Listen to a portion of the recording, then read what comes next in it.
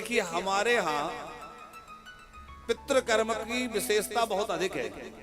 देव कर्म से भी ज्यादा पितृ कर्म की आवश्यकता हमारे ऋषियों ने बतलाई है। देव कर्म करने में कदाचित प्रमाद हो भी जाए तो हो जाए, लेकिन पितृकर्म में कोई प्रमाद नहीं होना चाहिए।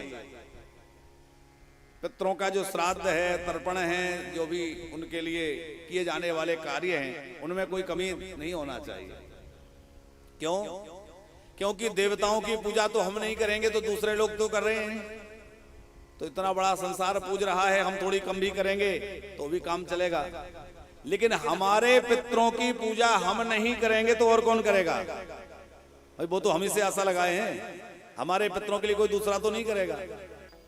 तो हम आपसे कह रहे थे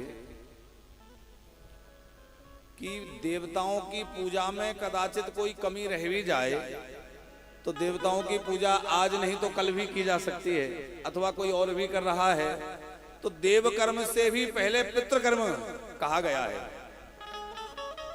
नित्य श्राद्ध में, नित्य पूजा में देव पूजा बाद में है और श्राद्ध तर्पण की विधि पहले। पहले तर्पण करें स्नान के बाद। अब कई लोगों के मन में एक प्रश्न रहता है, देखो कथा का शुभारंभ है और श्राद्ध पक्ष में कथा हो रही है, इसलिए हम लोग अपने पितरों का ही स्मरण करते हुए कथा में प्रवेश कर रहे हैं। कई लोग कहते हैं कि हम तो गया जी में श्राद्ध कर आए, अब हमें घर में श्राद्ध तर्पण किसी भी प्रकार की आवश्यकता नहीं रह गई। और ऐसे वचन उनको कह भी दिए जाते हैं, आप तो गया श्राद्ध कर दिए, अब कोई श्राद्ध नहीं करना है। आप विचार करिए, गया जी में श्राद्ध करने गए थे कि गया में पिंडदान करने गए थे कि गया में पिंड छुड़ाने गए थे? है? जादौन नहीं लिखते ना आप, तो जादौन जी लोग गया में पिंडदान करने नहीं, पिंड छुड़ाने जाते हैं। ये पितृ जाने कब तक पुप हैं। अब कई लोगों के मन में एक प्रश्न रहता है, अरे पितृ तो में मिल गए, तो पितृ स्वरूपी जनार्दन, भगवान जनार्दन, जब पिंडदान होता है तो वहां ब्राह्मण यही उच्चारण करते हैं, पितृ स्वरूपी जनार्दनाय नमः तर्पयामि, आदि आदि वाक्य बोले जाते हैं। तो यदि वो मुक्त हो गए हैं, तब जो है उनकी मुक्ति हो गई है, तब भी हमारे द्वारा दिया गया श्राद्ध तर्पण भगवान को प्राप्त हो जाएगा। अथवा वो अलग अलग किसी योनियों में हमारे पितृ हैं, पशु योनि में है, पक्षी योनि में है, अथवा जिस योनि में भी हैं, तो हमारे द्वारा दिया गया श्राद्ध का अन्न उनको उनके भोजन के रूप में वहां प्राप्त हो जाता है। ये हम मन से नहीं कह रहे हैं, शास्त्र की बात कह रहे हैं। जैसे किसी पशु के रूप में कोई आत्मा चली गई तो उसका जो आहार है, चारा है, आदि आदि जो भी उसके आहार हैं, उस आहार के रूप में हमारे द्वारा दिया गया श्राद्ध उसको प्राप्त हो जाएगा। अब आजकल के पढ़े लिखे लोग जल्दी उस सिद्धांत को नहीं मानते, बोले अरे महाराज जी ऐसा कैसे हो जाएगा है? तो उनको उनके ढंग से समझाना पड़ेगा। एक बार कोई ब्राह्मण को वो तर्पण करते हुए देख करके और उसने कहा कि अरे इनके पितृ तो जाने कहाँ किस लोक में हैं, किस योनि में हैं, और यहाँ से ये जल डाल रहे हैं और वो वहां मिल रहा होगा उनको। ये सब ढोंग है, कोई नहीं, पाखंड है। तो उसने उनको पाखंडी सिद्ध करने के लिए क्या किया कि बाल्टी भर भर के पानी ऐसे डालने लगा। किसी ने कहा क्या कर रहे हो? बोले घर के बगीचे में पानी डाल रहा हूं। तो तेरा घर तो 3 किलोमीटर दूर है। तो बोले कि पंडित जी के पितृ तो जाने कहाँ हैं, और यहाँ से ऐसे ऐसे जल दे रहे हैं और वहां पहुंच रहा है, तो मेरा बगीचा तो 3 ही किलोमीटर दूर है, मैं यहाँ से बाल्टी से पानी डालूंगा नहीं पहुंच जाएगा।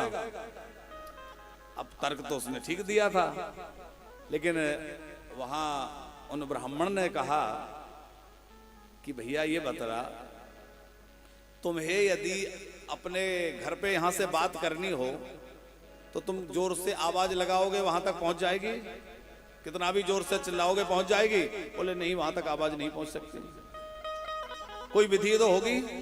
आपको कोई बहुत जरूरी काम आ गया और घर पे कोई खबर देनी है या कोई बात कहनी है तो कोई तो व्यवस्था। बोले अभी मोबाइल से बात करेंगे तुरंत खबर पहुंच जाएगी। तो बोले मोबाइल से तो पहुंच जाएगी, वैसे तो नहीं पहुंचेगी। बोले वैसे नहीं पहुंचेगी। बोले यही हमारी क्रिया है।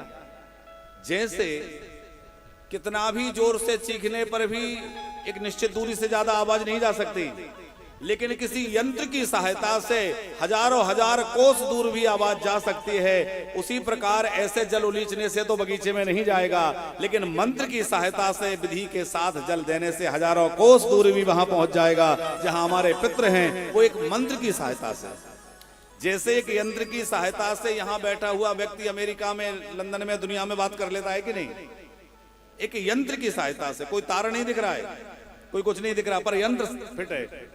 उसी तरह हमारे मंत्रों की शक्ति है। उन मंत्रों के प्रभाव से जहां हमारे पितृलोक होते हैं, पितृ देवता हैं, वहां हमारे द्वारा दिया गई जलांजलि, श्राद्ध आदि वहां पहुंच जाता है, उनको प्राप्त हो जाता है। तो हम यदि पिंडदान करते हैं, श्राद्ध करते हैं, तर्पण करते हैं, तो हमारे पितृ जहां जिस लोक में हैं, उनको वहीं उनकी इच्छित वस्तु के रूप में प्राप्त हो जाता है। यदि वो स्वर्ग में हैं तो अमृत बनकर के हमारे पिंड उनको प्राप्त हो जाएंगे। यदि वो किसी अन्य योनि में है तो उनका आहार बनकर प्राप्त हो जाएंगे। और यदि वो मुक्त हो गए हैं तो उनको साक्षात नारायण को ही हमारा पिंड और हमारा श्राद्ध प्राप्त हो जाएगा। अब बात यह रह गई कि गया श्राद्ध के बाद श्राद्ध करें कि ना करें। तो गया में श्राद्ध करने के उपरांत भी श्राद्ध कर्म का कभी त्याग नहीं करना चाहिए। हमारे यहाँ नित्य श्राद्ध का विधान है, नित्य तर्पण का विधान है। इतना है कि गया श्राद्ध के बाद यदि घर में श्राद्ध करना किसी कारण छूट जाए तो उसका दोष नहीं लगेगा, क्योंकि हम गया श्राद्ध कर चुके हैं। लेकिन फिर भी पूरे प्रयत्न के साथ, पूरे प्रयास के साथ हमें श्राद्ध कर्म करते रहना चाहिए, तर्पण करते रहना चाहिए। ये बात इसलिए कह रहे हैं आज कि आज कथा का भी शुभारंभ है और अभी महालय का शुभारंभ भी हो रहा है, कल ही से प्रारंभ हुआ है। तो अभी भी जो लोग श्राद्ध तर्पण कल से प्रारंभ नहीं किए, वो आगामी अगले दिन से प्रारंभ कर सकते हैं, पर इसमें प्रमाद ना करें। और हमारा जादौन परिवार तो आज सद्भागी हुआ है कि अपने पितरों के लिए सर्वोत्कृष्ट साधन श्रीमद् भागवत उपलब्ध करा रहा है, जिससे उनके पितृ प्रसन्न होकर के नगाड़े बजाते हुए भगवत धाम चले जाएं।